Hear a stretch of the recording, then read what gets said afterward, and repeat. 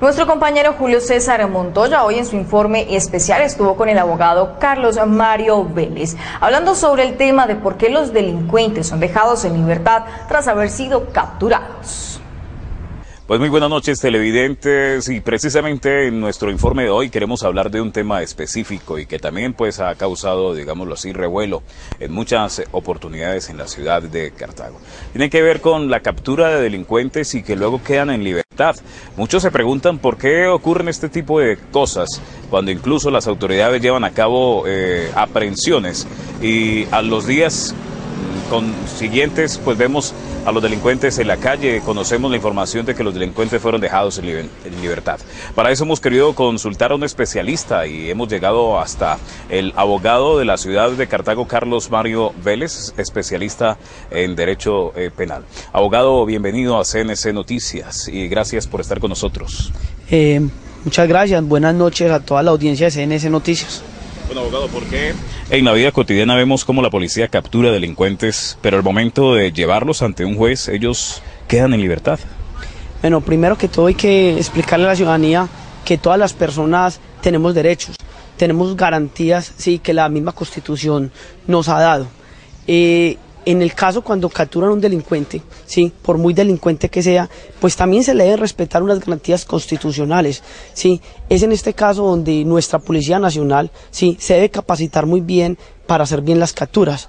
Es, por ejemplo, cuando una persona se captura, lo primero que se debe hacer es leerle los derechos del capturado, como son que tiene derecho a guardar silencio, que cualquier cosa que diga puede ser usado en su contra, y que tiene derecho a un abogado que puede ser defensor público, o si no, de confianza. Entonces, en ese orden de ideas, cuando capturan al delincuente, sí, y por cuestiones del momento de pronto no se le hace firmar un acta de buen trato, se saltan estos protocolos que acaba de decir, al delincuente cuando se lleva a la primera audiencia, que es la legalización de captura, porque recordé, es de analizar y contarle a la audiencia que la persona cuando se captura se le hacen 3 audiencias, que es el llamado triple combo. Lo primero que se hace es que se le legaliza la captura, ¿sí?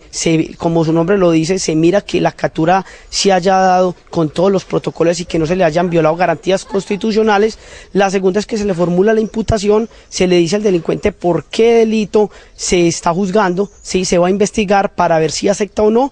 Y la tercera es que se le da una medida de aseguramiento siempre y cuando la persona lo amerite, ¿sí? Que sea de pronto un peligro para la sociedad, que sea un peligro para la víctima y que se asegure que esta persona va a seguir compareciendo a la audiencia. Entonces, en ese momento, cuando la policía captura al delincuente y lo lleva a la primera audiencia, el juez constitucional, que es el juez de control de garantías, lo que hace es que pondera y analiza que a ese delincuente se le hayan garantizado todos sus derechos, que no se le haya violado ninguna garantía constitucional y ahí legaliza la captura. En el momento de que el juez encuentre que no hay una situación, que hubo una situación donde se le vulneró una garantía constitucional a esta persona, pues se declarará la captura ilegal y automáticamente la persona quedará en libertad, ¿sí?, por un mal procedimiento. Que es lo que hemos visto en muchas ocasiones, ¿no? Que esto ocurre. Claro, en el momento de hacer la captura, ¿cierto? Muchas veces hay 2 capturas, ahí está la captura administrativa y está la captura en flagrancia.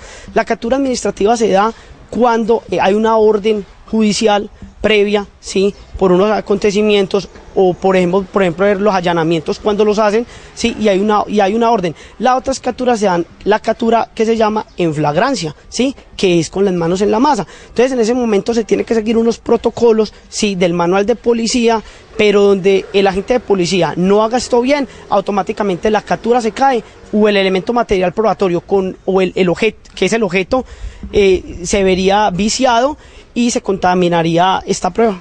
Bueno, abogado, hablando de este tema, ¿cuál es el alcance de las funciones de la policía? Porque vemos muchas veces cómo la policía se extralimita precisamente en sus funciones. Bueno, sí, también es importante aclararle a la ciudadanía que la policía tiene 2 funciones. Tiene una función netamente que es preventiva. Como su nombre lo dice, necesitamos prevalecer el orden público, ¿sí?, que se mantenga el orden público en la ciudadanía, ¿sí? En ese orden de ideas, esta función no necesita ninguna orden. En el momento en que el señor agente de policía quiera a una persona decirle que una requisa, hacerle un cacheo, que es mirar por afuera de pronto lo que la persona tiene, no necesita ninguna orden. Pero la otra orden que consagra la ley que el policía tiene es la función investigativa. Como su nombre lo dice, la función investigativa sí se requiere una orden de un juez de control de garantías para poderla hacer. Como su nombre lo dice, la función investigativa lo que hace es que en el momento en que la policía se va por la función investigativa, quiere decir que cree que la persona a la que va a requisar tiene incidencias de que tiene un elemento material probatorio o que va a cometer una conducta delictiva. En ese momento, sí, ya deja de ser preventivo y pasa a ser investigativo, y ahí es donde necesitamos una orden previa, sí, para que no se vulneren las garantías constitucionales a estas personas. Y que el procedimiento que efectúa el policía pues no se vaya a malograr. Claro, sí, porque supongamos, en este caso, si el policía, por ejemplo, para una persona y cree, por ejemplo, que en el bolso tiene un elemento material probatorio, lo primero que tiene que hacer es pedirle permiso, decirle, señora, dama, caballero, por favor, déjeme requisar su bolso, porque si en el momento en que el policía, sí, no pida autorización y actúe automáticamente y llegan a encontrar un elemento material probatorio, pues ese elemento material probatorio se obtuvo violando una garantía constitucional como el derecho a la intimidad, y en la legalización de captura se puede caer la captura porque no se hizo con una orden previa. Bueno, televidentes, básicamente lo que queríamos hacer aquí era precisamente aclarar el tema de por qué normalmente se presentan liberaciones después de que se efectúa una captura. No tiene que ver nada con el asunto de querer ir a agredir a las autoridades de policía. No, lo que queremos es aclarar este tema y de que se tomen medidas preventivas a la hora de efectuar las respectivas requisas. Con la cámara de Jesús Dávila les informó Julio César Montoya Polo para CNC Noticias.